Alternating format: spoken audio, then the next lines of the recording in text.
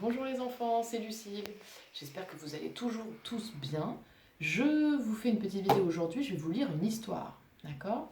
Donc, je vous montre l'histoire. C'est celle-là, qui s'appelle Ni vu, ni connu.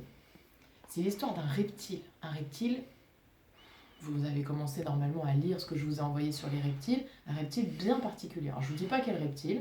Regardez, ça c'est la queue du reptile. Réfléchissez un petit peu, qu'est-ce que ça pourrait être comme reptile?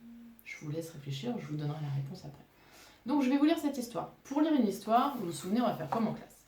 On s'installe confortablement, on va ouvrir grand les yeux pour bien regarder les images, on ouvre grand les oreilles pour bien écouter l'histoire, on allume le cerveau pour comprendre ce que ça raconte, on ferme la bouche, parce que sinon on n'entend rien, et on met ses petites mains sur les cuisses pour pas déranger le copain. Mais là, vous êtes chez vous, donc vous dérangerez personne. D'accord? Allez, je commence. Ni vu, ni connu.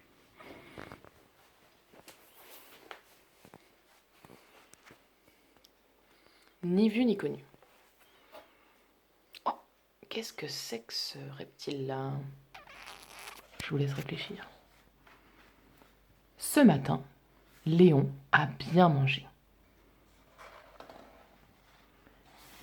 Il s'est ensuite fait dorer au soleil sur un gros rocher. Et maintenant, Léon a très envie de faire caca. Il se trouve un bel arbre derrière lequel il peut se cacher. Mais au moment de s'essuyer, zut! Plus de papier. Léon cherche ce qu'il pourrait bien utiliser. Des feuilles? Non, ça pique les fesses. De la mousse? Non, il va s'en mettre plein les doigts. Tiens, cette vieille culotte devrait faire l'affaire. Elle appartient sûrement à quelqu'un. Cela dit, je ne vois pas qui s'aventurerait ici. En plus, elle est toute trouée. Allez hop, Léon s'essuie les fesses. Et une fois son forfait accompli, il jette la culotte dans un buisson et retourne sur son rocher. Eh oh, faut pas se gêner! Hein? Quoi? Qui a parlé?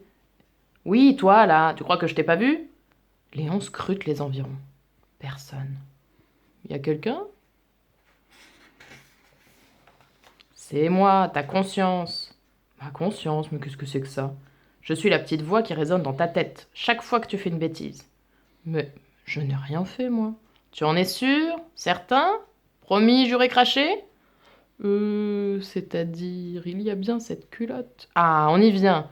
Et depuis quand on a le droit de toucher aux affaires des autres, hein? Qu'est-ce qu'on t'apprend à l'école? C'était une vieille culotte pleine de trous, je me suis dit qu'on avait dû la jeter là.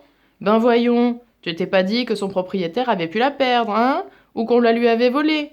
Tiens, peut-être même qu'il venait juste de la laver et qu'il était parti faire un tour dans les bois en attendant qu'elle sèche au soleil.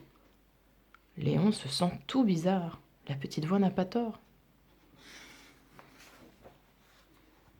Tu sais ce qu'il te reste à faire maintenant. Allez, frotte, fais pas semblant, je ne veux plus voir aucune trace. Quand tu as fini, tu la mets à sécher et tu disparais à jamais.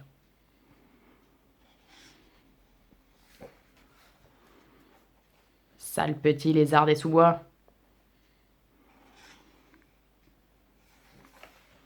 Une vieille culotte pleine de trous. Pfff. La prochaine fois, je te mange. Non mais.